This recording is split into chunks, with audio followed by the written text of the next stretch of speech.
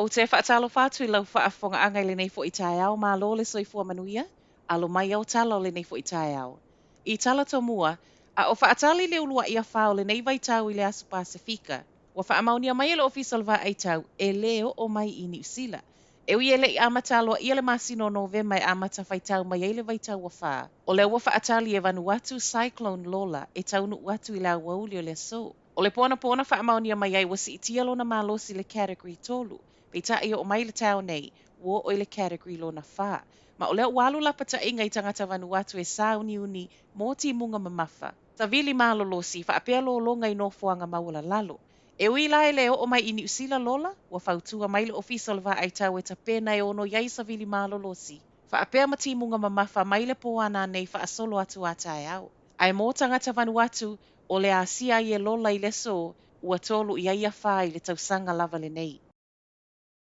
E ono fesa o ta ile tina le ana whana i tonu o lana ta avale le wha ai ungo le vai aso. Ma ve singa o lo o wha awa o pēr nei le vao kengi le Black Power ma le Mongrel Mob. Wha mauninga lea mai le ofisa o leo leo e tusa ma le tina leo o la vea i pulu whana i o Potaki i Bay of Plenty le aso tonai. Ma e wha apea na la vea a o whana i lana ta avale.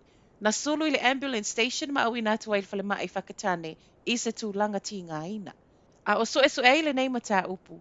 O le asona nafina tu ina mai ai le whaamasinoga le whaatangana po le malusi anga whaapitoa i lalo le tū la fono i leo leo e mawhai ai. O na o lato so e so e ina ta avale whaapea whale o lo masalo mia o lo Yesu yo kengi.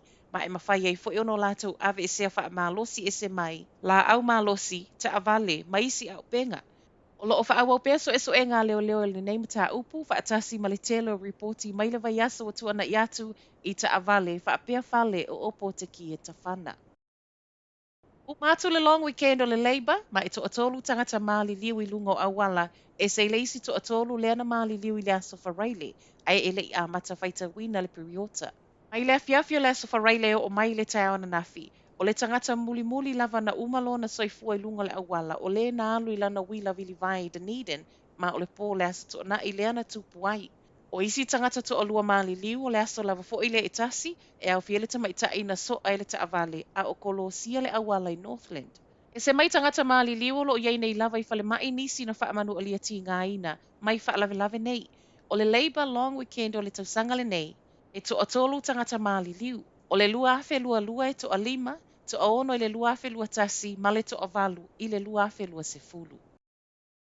Ve leo leo ma ua molia le ali e nofo i totono le Universite o no lona umia wha asoli tu la fono se au penga. Wha mauninga lea mai le Universite Canterbury ma e wha pea e lua se fulu tau sanga le matua o le ali i ua molia nei. Le isa isi le whana wa onga o lo ono nofo wha atasi ma le ua molia i le whale le nei na whai nai. Ma o se aso le vai aso le nei e tu la iai lea ali i luma o le wha amasinonga i kalai esteti. E le o talia ina e tangata ora kei ma Eastern Bay le fuafuanga i fausi ai le isi McDonald's fo i lea vaenga o Aukilani. O le masino se te mana wha auluai le talo sanga wase consent e fausi ai le fale ainga luas fulfai tu la. Fitu aso le vai aso drive-through ma le Mac Cafe Kepa Road a whai e talia o lona winga o le nofuanga o lo i le lotu a St. James i Kepa o i o le atu wai.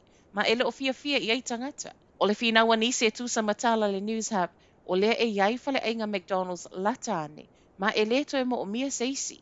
E o mai le taimo telefou, ua silia ma le afe fitu se lau saini o le petition wa tu ufa atasia e tangata ora kei, ma Eastern Bay, po i lato nei e le o mana nao. E to e whaia seisi fale ainga le McDonald's i le lato pitonu. Ai mo le talo sanga na whaaulu, o leo lo o tau fia i le taimi nei le consent a o talia isi reporti e mo o mia a wai lo i longa. Ma tala whaaiu, ma liu le tangata i le sami ana nafi le matawhanga piha i Aukilani. La talata i le tu lai fitu ana po le ana wala awai emergency services a wase fesoa soani.